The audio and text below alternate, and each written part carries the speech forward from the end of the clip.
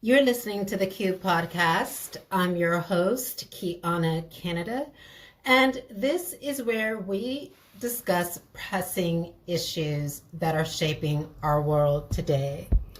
So, in today's episode, I want to talk about state sponsored or state sanctioned violence. So, what is state sanctioned violence? And there are a number of definitions of what state sanctioned violence means. And if we explore critical theory and other sociology and psychologies, there are going to be different definitions of what there's different definitions or different concepts, but on how to define state-sanctioned violence. But the simplest definition is the use of legitimate governmental authority to cause unnecessary harm and suffering to groups, individuals, and states. So the reason why we're talking about state-sanctioned violence today is because this really ties in with transnational repression, my state-sponsored theory of observational learning, and of course my state theories and my state-sponsored theory of radicalization. So I want to go in deeply about some of the nuances of how states, even democratic regimes such as the United States of America and the Republic of Ireland, are actually contributing to this persecution of individuals within the nation. So, for example, within the nation, within the borders of the United States, or outside its borders, within the borders of the Republic of Ireland, outside its borders. And it is quite nuanced. And so let's go ahead and get into that. So again, there are many definitions of what comprises of state-sanctioned violence, and this often includes acts of crimes against humanity, and genocide and other acts of violence. But we're not going to be talking about that today. We're going to be talking about an overlooked area of state-sanctioned violence. And it's important for me to, instead of providing a definition for how this is, a definition or a name for how this state-sanctioned violence takes place, I think it's better just to kind of describe from the moment that an individual is maybe encapsulated in a practice of state-sanctioned violence till the end point, to where that person either recovers, gets the help that they need, because there are organizations or news journalists or the police intervention that are stopping the persecution, or that person unfortunately unalives themselves or is unalived by the state. So it often starts with a human rights defender or a dissident or an activist, somebody who's very critical of the government. And the information that the person has need not be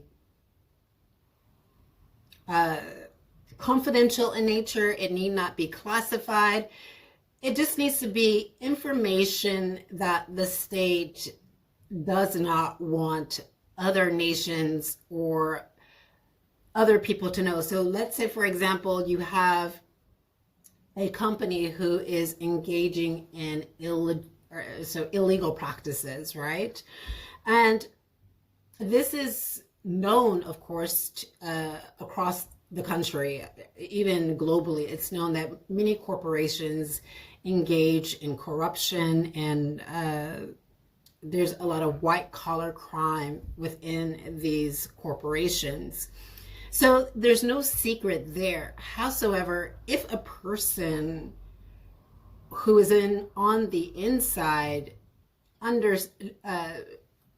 is able to see these crimes taking place, well, they have firsthand knowledge and first-person authority to be able to speak about these crimes. And to be able to speak about it intellectually or in a convincing and persuasive way, because of course their first-hand testimony is the best evidence. So of course we have the best evidence rule, and usually the best evidence is the person that is giving the testimony or the original document, or so anything that is original is the best evidence. And oftentimes that is what makes governments pursue individuals who are complaining about illegal practices and human rights violations, because there is a first-person authority. So a person who has witnessed or seen an illegal act, and their testimony is the best evidence.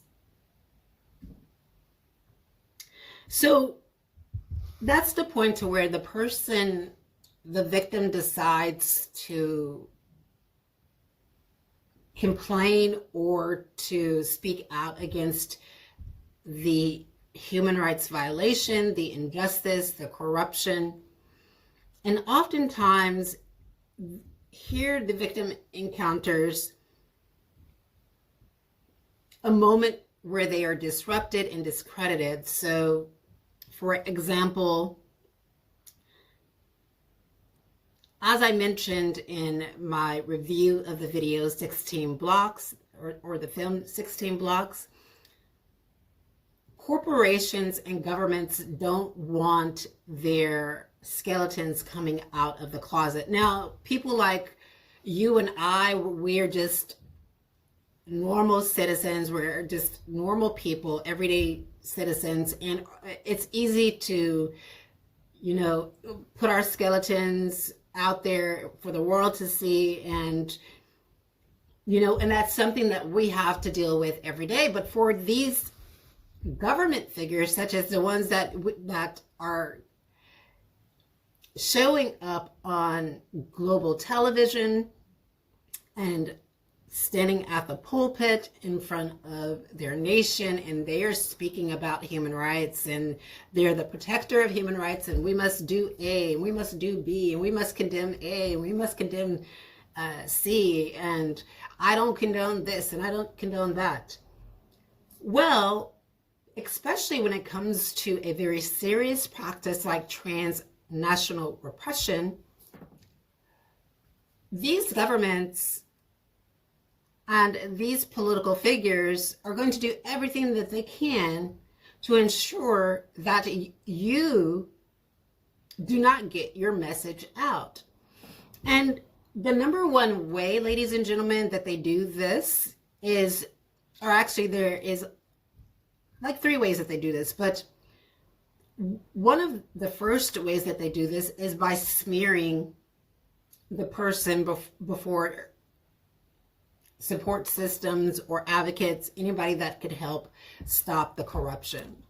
And of course, we've seen this in 16 Blocks, where Nugent, the police officer who was under a grand jury, what he did was he told Mosley that Bunker had a long criminal history and that they should go ahead and take Bunker out because all the police officers, all the corrupt police officers would essentially get away with their crimes, and they wouldn't have this whistleblower such as Bunker, who has a troubling past, a checkered past. They wouldn't have this person bringing them down. And ladies and gentlemen, this is what hurts and what troubles those in power the most, is that they don't want to be taken down by someone like you or I, so just an ordinary person, someone with maybe a checkered past, someone who has a lot of knowledge about what's happening. Like this is like kryptonite to these toxic authority figures. It's kryptonite to these toxic authority figures because their whole goal is to make you look bad. Their whole goal is to smear you. Their whole goal is to persecute you. Their whole goal is to try and get people to dislike you and to get people to distance themselves from you. That's their goal. So when you have testimony and you are engaging in epistemic practices such as being able to reason, being able to know, being able to understand your knowledge, so seeking the truth, these toxic authority figures, they don't like it, and they become very aggressive and retaliatory. So that is like one way, of course, is that we have toxic authority figures that are trying to discredit and smear you by throwing up your past and actually creating a past on you. So, of course, they have a lot of resources, a lot of money to engage in a smear campaign and to create a past on you, fabricated or not, so that they can actually present this file and this past to advocates and supporters to say, hey, you know what? This is the reason why you should help this person, or this is the reason why you shouldn't look into this person or look into this particular issue. So in the event that this smear file does not work, then there is an incentive. And this is often the stopping point for most people. An incentive changes lives. A financial incentive changes lives. And with a toxic government, especially one that has a lot of money, such as the United States, all they have to do is pay you 10 grand, 50 grand, 75 grand. And sometimes it's not even really that much. They'll pay,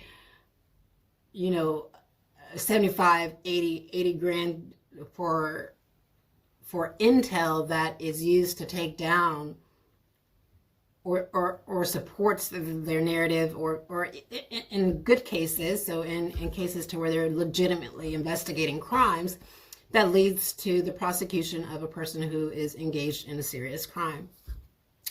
However, when they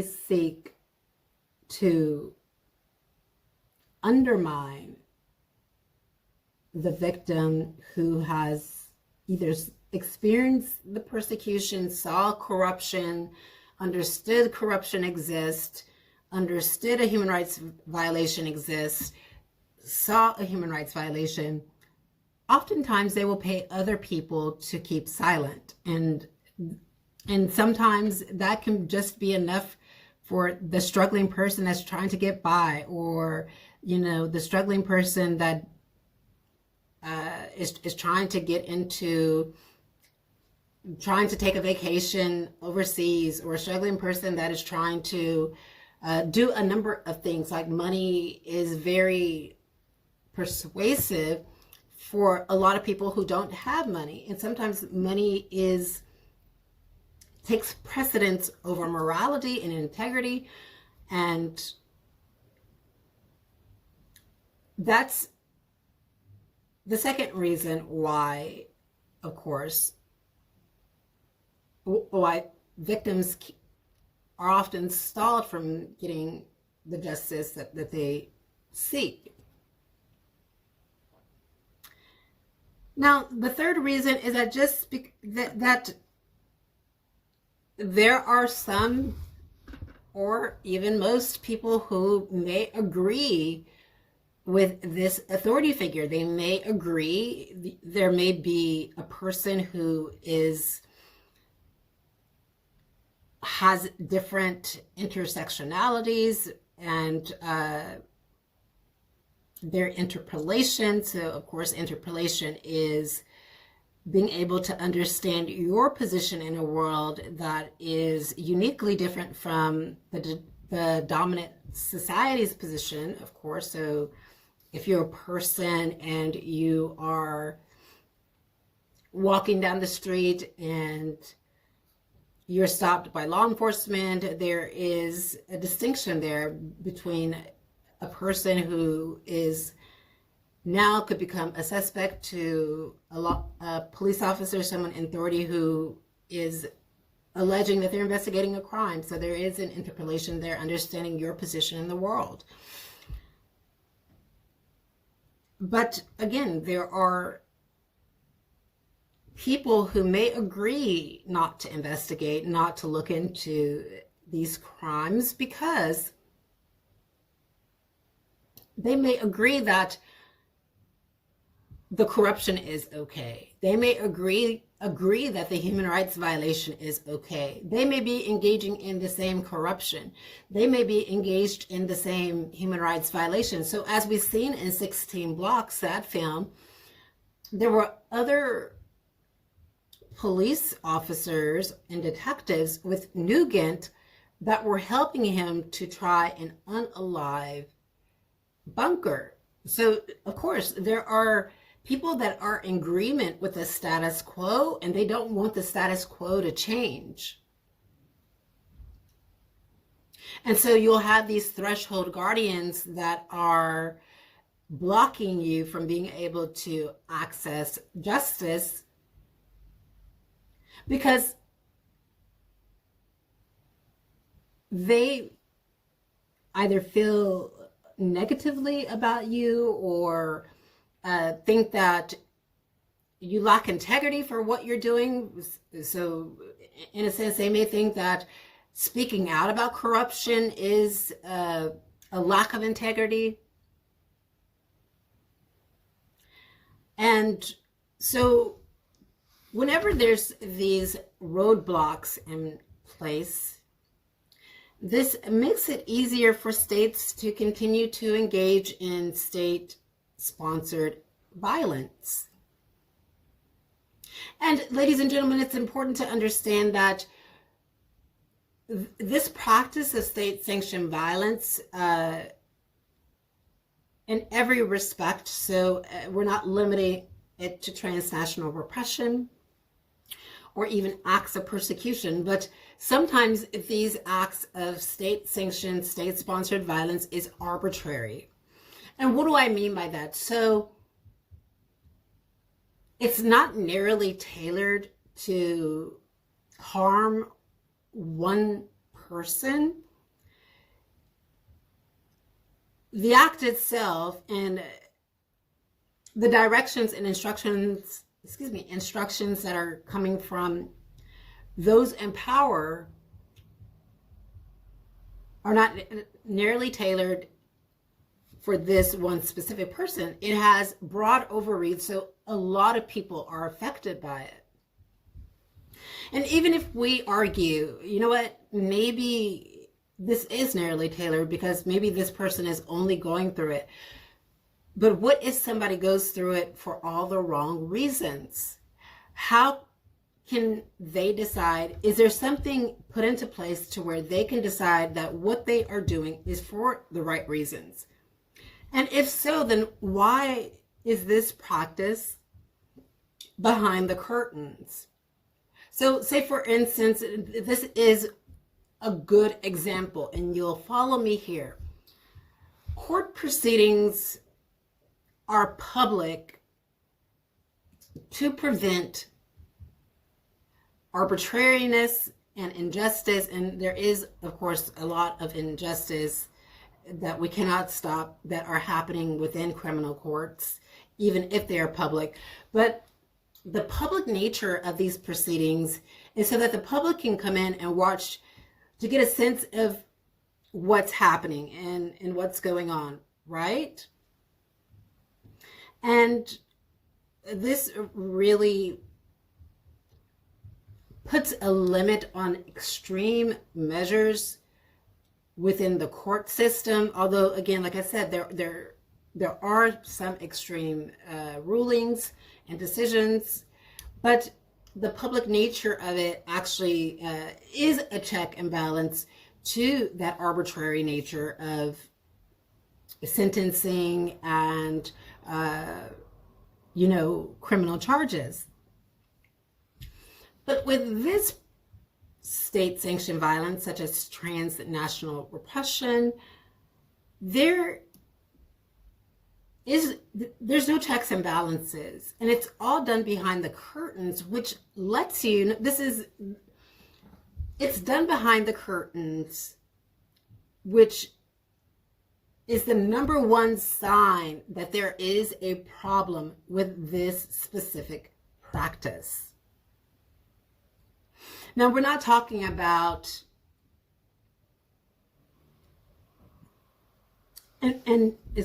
what we are talking about is an illegal practice, a practice that violates the European Convention on Human Rights, that violates international law, that violates UN conventions. That's what we're talking about here.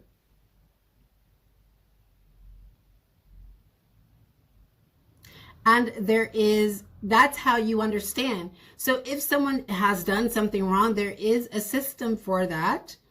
That is the judicial system, and the judicial system decides, and there are two sides that is hearing the evidence that is before a court, and there is a decision to be made. But in this practice, there is an extrajudicial nature to the practice, where there is no court, where there is no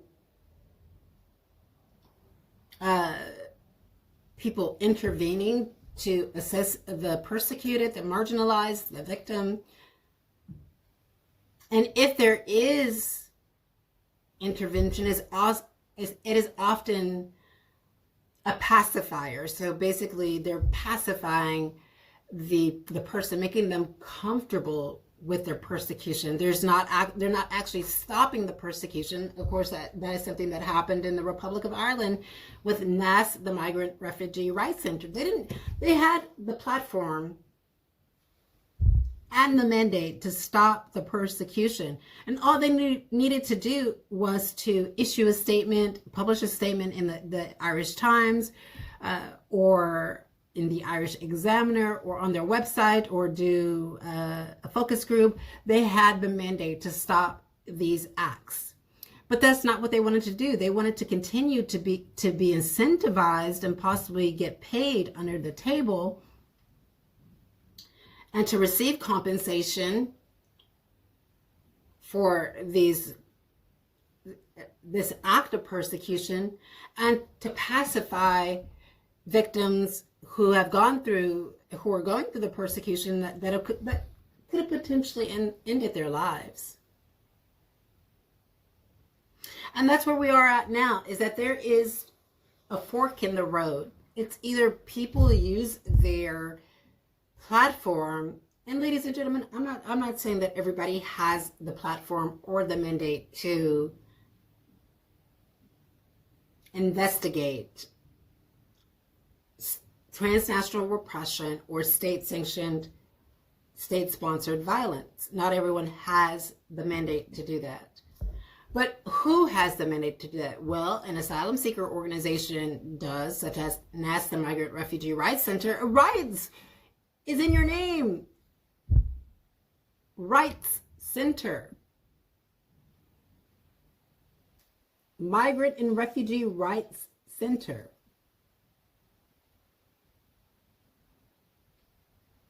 You have the Guardian that is well positioned to investigate these kinds of crimes.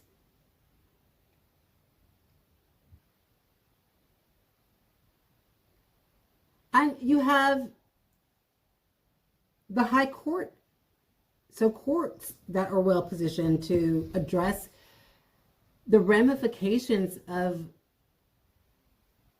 experiencing this kind of crime.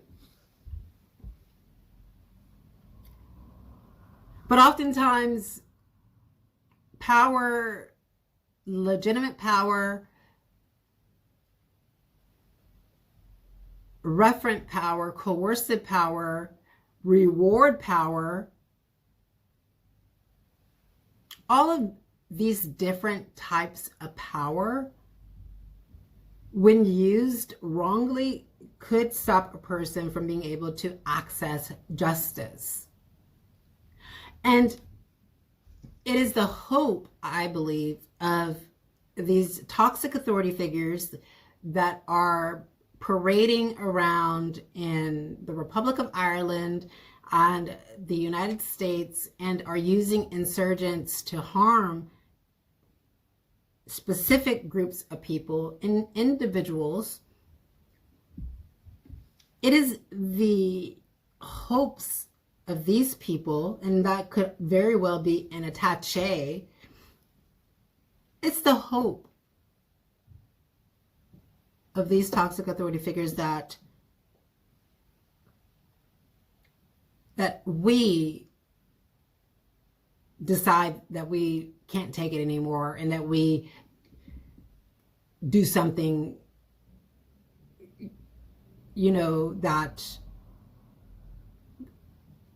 that is the wrong decision.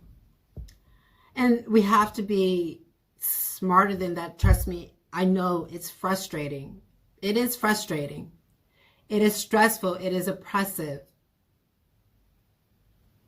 But by not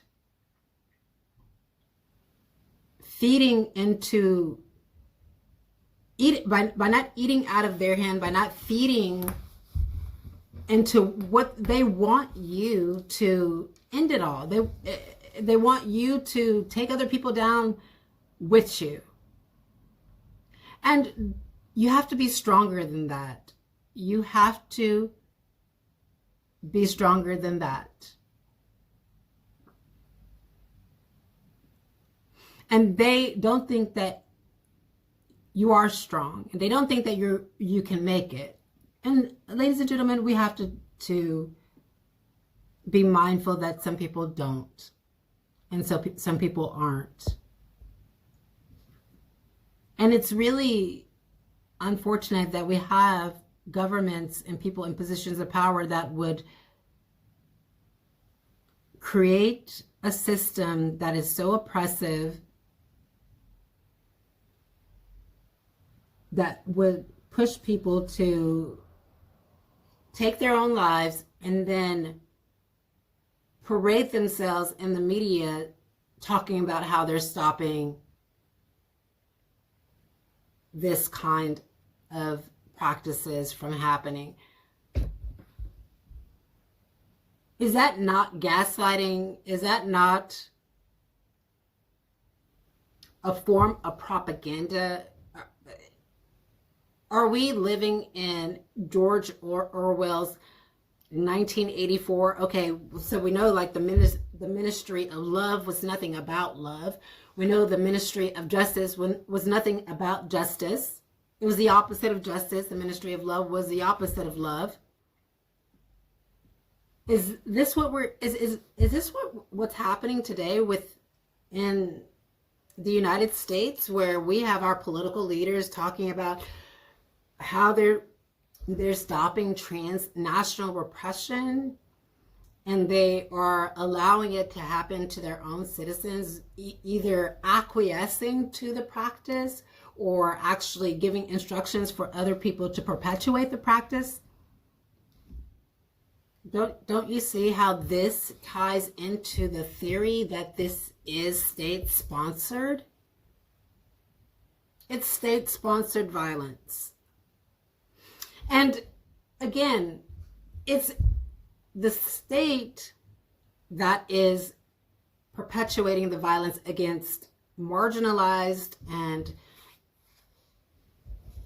individuals who don't have a lot of community. Because it's easier to isolate specific individuals with a strong intersection. It's easier to isolate them and to facilitate this abuse because they understand that if sometimes if your skin is black, they understand that there's going to be a lot of people that don't want to help you because you're black. They understand that if you're part of the LGBTQ community, a lot of people are not going to want to help you because you're LGBTQ. They understand that if you have a past criminal history and you're trying to get your life together, they understand that a lot of people just don't like people with past criminal histories and they're not going to want to help you for those reasons. And they capitalize off of these reasons. And they use these reasons to give themselves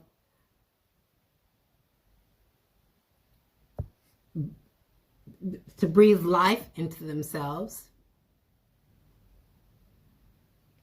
to encapsulate victims into a practice to where they don't see a way out. And the end of the road is one that unfortunately for some is destructive.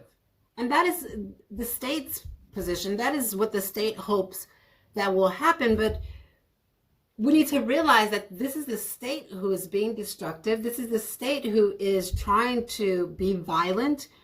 And it is the state who is trying to harm people who are just living an ordinary life and trying to make it through the day, and maybe have made mistakes along the way, maybe not, but just an ordinary person who is just living just a normal life. Now, again, today, especially in the Republic of Ireland, and there is a connection with the United States, there is a strong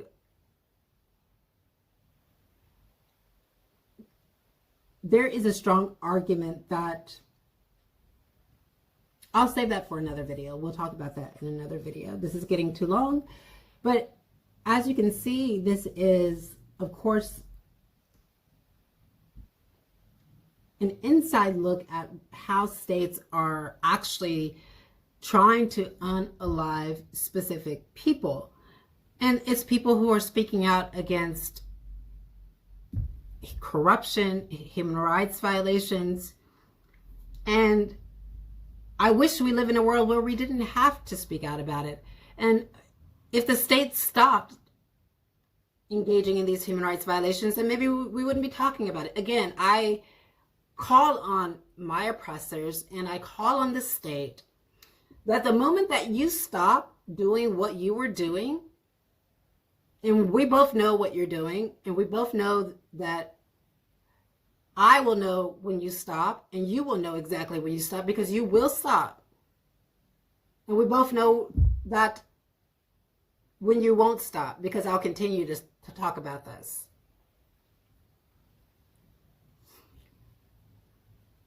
So I challenge those authority figures and those who are just attaching themselves to my back and monitoring my every move and monitoring everything that I blog about and talk about online and my accounts and my phone. I challenge you to just get on with your life. And the moment that you get on with your life, then I'll stop talking about the violations that you're committing. It's simple as that. But the longer you continue to commit these violations, the longer I'm going to continue to talk about it. And that's just that.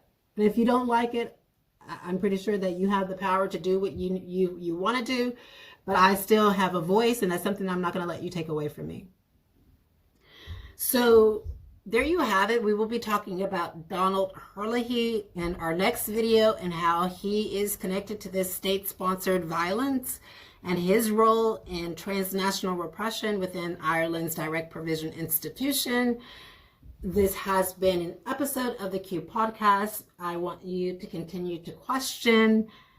Asking questions is a very powerful activity. Continue to love yourself.